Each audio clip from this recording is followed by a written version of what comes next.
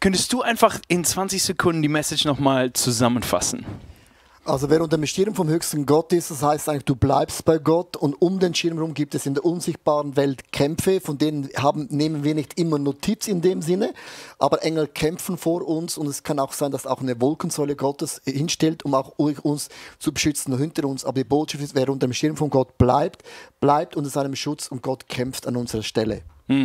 Mega spannend. Du hast, ich finde das Bild von dem Schirm, wo du auch unterm Schirm warst und dann rausgegangen bist, finde ich sehr, sehr einfach anschaulich, ist mega gut.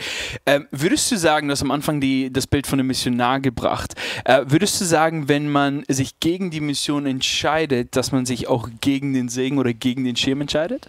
Ja, also ich verstehe das schon so. Wenn Gott zu dir sagt, du sollst von der Mission aufhören, dann sagt er, Gott erkündigt uns, weil wir sagen ja, bei dem Tag, wo wir zum Glauben kommen, nicht mehr ich lebe, sondern Christus wohnt in mir, und man sagt, der alten Adam ist abgestorben, oder man sagt ja auch, das Reich Gottes soll kommen, nicht mein Wille geschieht, sondern dein Wille geschieht. Und es ist einfach so, man kann nicht einfach tun und machen, was man will, und dann das Gefühl haben, Gott segnet mich noch. Gott ist schon noch in uns drin durch den Heiligen Geist, aber diesen Schutz, wo ich mich bewusst weglaufe, den sehe ich schon, ehrlich gesagt, ein bisschen als etwas, was ich so sehe, ja. Und woher weiß ich, wo Gott denn wirklich ist? Also was ist meine eigene, selbst wenn der Missionar jetzt gedacht hat, vielleicht ist es meine eigene Entscheidung, in die Mission zu gehen und nicht Gott. Weißt du, wie ich meine? Ja, das ist ja immer die Frage, was ist Gottes Willen? Aber ich glaube, es gibt ja immer einen Moment in einem Herzen, das kenne ich auch, wo ich ganz genau weiß, jetzt ziehe ich was durch, egal ob es Gott will oder nicht. Und ich sage immer, wenn ich unsicher bin, dann treffe ich eine Entscheidung und sage zu Gott, ich glaube, das ist richtig. Wenn es aber nicht von dir ist, dann schließ die Tür nochmals zu oder öffne Türen. Und da kann man ja Gott auch bitten, dass es so klar macht, dass es klar ist. Aber in dem Fall vom Missionar hat er wie eine Stimme gehört, ja, du kannst schon gehen, aber ich habe dich nicht gekündigt. Und wenn Gott nicht gekündigt hat, kannst du nicht einfach gehen.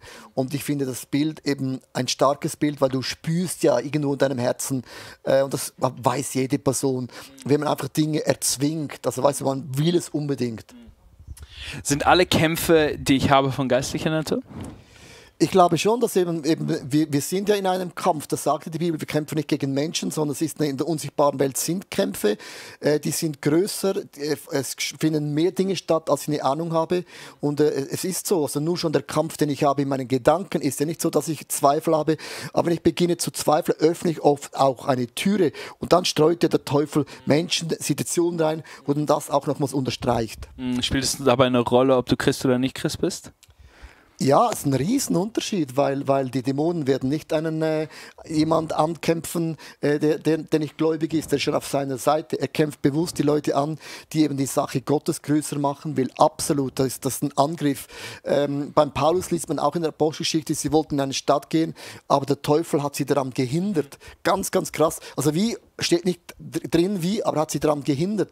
Und die sprechen immer wieder von diesen Kämpfen, wo es eben effektiv gibt, wenn du etwas für die Sache Gottes machst. Ist auch interessant, an dem Tag, wo du Christ wirst, verlierst du oft auch Freunde, die plötzlich nicht mehr für dich sind, obwohl du hast dich ja nicht verändert. Du glaubst jetzt einfach plötzlich an Jesus. Also diese Kämpfe, die spürt man im Leben gewaltig. Wie sieht es, wenn man unter diesem Schirm wirklich steht? Warum passieren diese Kämpfe dann trotzdem? Ja, die Kämpfe passieren ja, darum hat ja Gott auch Engel geschickt, das ist ja der Punkt. Aber ich bin unter dem Schirm, das ist wie der Regen, es regnet einfach unter dem Schirm, nehme ich den Regen nicht wahr. Also ich bin geschützt, aber die Kämpfe rundherum, die finden statt und die werden auch nicht weggehen. Also das ist einfach so.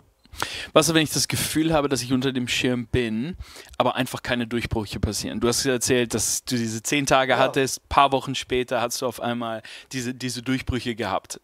Was, wenn ich diese Durchbrüche vielleicht über Jahre hinweg auch nicht sehe? Ja, das ist auch möglich. Es ist ja nicht, es ist interessant. Josef war 13 Jahre im Gefängnis, Mose hatte 40 Jahre gewartet. Also ich kann dir jetzt viele Beispiele bringen von Jahren, die es eben auch gibt, wo nichts geschieht. Mein Beispiel jetzt nur in dem Punkt ist ein Praise Report, aber ich habe jetzt in diesem Jahr mega viele Kämpfe. Ich habe ja nur einen Bruchteil davon erzählt, und ich habe jetzt noch nicht das Gefühl gehabt, wow, ich bin durchgebrochen, jetzt läuft alles gut, die Kirche hat jetzt wir haben 30.000 Besucher, also wir wachsen, wir gehen nach vorne, das spüre ich ja schon, aber ich kann jetzt nicht sagen, ich habe jetzt einen Durchbruch gesehen, wo ich sagen würde, unser Ministry oder meine Predigt oder was ist denn auf einem neuen Level, könnte ich jetzt ja nicht unterstreichen. Ich sehe bei gewissen Punkten, sehe ich schon, wir sind gewachsen, wir sind größer, das geht nach vorne, das sieht man schon, aber ich empfinde es noch nicht als so. Okay.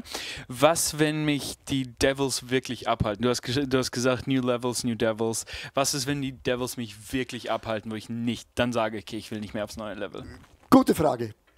Bleibe. Das heißt ja, wer unterm Schirm des Höchsten bleibt. Und das ist dann ein bewusstes Bleiben. Also wenn ich nicht mehr will und nicht mehr kann, ist es ja auch nicht so, dass Gott mich überfordert. Ich empfinde immer, dass Gott uns auch aus der Komfortzone rauslockt, wenn er merkt, jetzt ist die Zeit gekommen, dass man diese Komfortzone verlässt. Ich empfinde nicht, dass Gott uns unvorbereitet aus einer Komfortzone rauslockt und sagt, oh mein Gott, wenn ich das gewusst hätte, dass es dich zerstören würde, hätte ich es nicht gemacht. Ich glaube, das Timing und die Season, die ist von Gott bewusst ausgewählt. Ist ja auch nicht so, wenn ich jetzt mein Leben anschaue, ich habe viele Themen, die sind noch nicht perfekt, aber es ist ja nicht so, dass Gott alles aufdeckt und sagt, so, arbeite an allen. Es ist interessant, du packst eine Sache an, frag mich nicht, warum jetzt plötzlich das. Vor 2 Jahren habe ich den Vulkan angepackt in meinem Leben, habe ich dann meistern können, habe ich gedacht, wieso erst jetzt? Vielleicht war ich erst jetzt in der Lage, das zu managen. Und kaum ist das fertig, kommt das Nächste. Und ich finde es cool bei Gott, er geht ein bisschen Punkte für Punkte, nicht alles auf einmal. Immer so, dass man es auch in der Seele erträgt. Das ist immer ein bisschen schon herausfordernd, das ist nicht mehr ein Punkt. Aber man kann es machen und es ist möglich. Spannend. Lass uns noch kurz auf den Kampf mit den Christen eingehen. Was ist für dich Zusammenhalt unter Christen? Für mich, man muss nicht in dem Sinne zusammenarbeiten, aber in meinem Herzen weiß ich, wir sind eine Firma. Nehmen das Beispiel, wir haben arbeiten in verschiedenen Sektoren, aber wir arbeiten für das Gleiche und nicht jeder Sektor muss sich gleich gut finden. Die Hand findet vielleicht den Fuß auch nicht cool und das Fuß das Ohr nicht, was auch immer. Also ich muss mal das Bild haben, Gott braucht Verschiedenartigkeit. Je mehr Verschiedenartigkeit, desto mehr Menschen in der Art werden gewonnen. Und theologisch gibt es auch mega verschiedene Strömungen, hat es immer gegeben, auch zu Zeiten von Jesus wird es auch immer geben. Aber wenn man die Hauptsache, und das ist Jesus Christus, zur Hauptsache macht, dann bleibt man sicher und alles andere ist Erkenntnisfrage und auch ein bisschen Interpretation, aber das macht am Ende nicht meine Heilsgewissheit aus. Es ist nicht, weil ich alle Geistesgaben brauche, bin ich errettet, sondern weil ich Jesus Christus in mein Leben eingeladen habe. Und das ist immer mein Respekt. Ich muss es nicht gleich gut finden, ich muss es auch theologisch nicht gut finden, aber ich bin dankbar, dass Sie mit Jesus unterwegs haben, weil die Bibel sagt nicht, kämpft gegen Christen, sondern kämpft gegen Mächte der unsichtbaren Welt, die sich gegen uns stellen. Und warum auch immer ist es einfacher für uns, immer gegen Christen zu kämpfen, hey, anstatt... Was ich sage immer, wir sind vielleicht 1% vielleicht gläubig in Europa und das 1% nehmen wir auch noch auseinander. Also das 99% kämpft gegen die, nehmen der Mühe mit dem gleichen Energie, die zum Glauben zu bringen. Nicht die, die schon glauben und noch besser zu machen, ist auch ein bisschen ein Witz, sondern du hast marketingmäßig, würde man sagen, das ist ein Riesenmarkt, den man gewinnen kann. Ja. Und da sollte man eben die Zeit und Energie investieren. Hey, vielen, vielen Dank, Leo. Eine echt kraftvolle Message, die Gott dir da aufs Herz gelegt hat. Die ganze Serie ist der absolute Wahnsinn. Deswegen vielen, vielen Dank dir. Auch, dass du dir immer wieder Zeit nimmst, hier im Studio zu sein, um einfach nochmal ein bisschen tiefer in die Message reinzugehen. Hey, so schön, dass du heute Morgen eingeschaltet hast.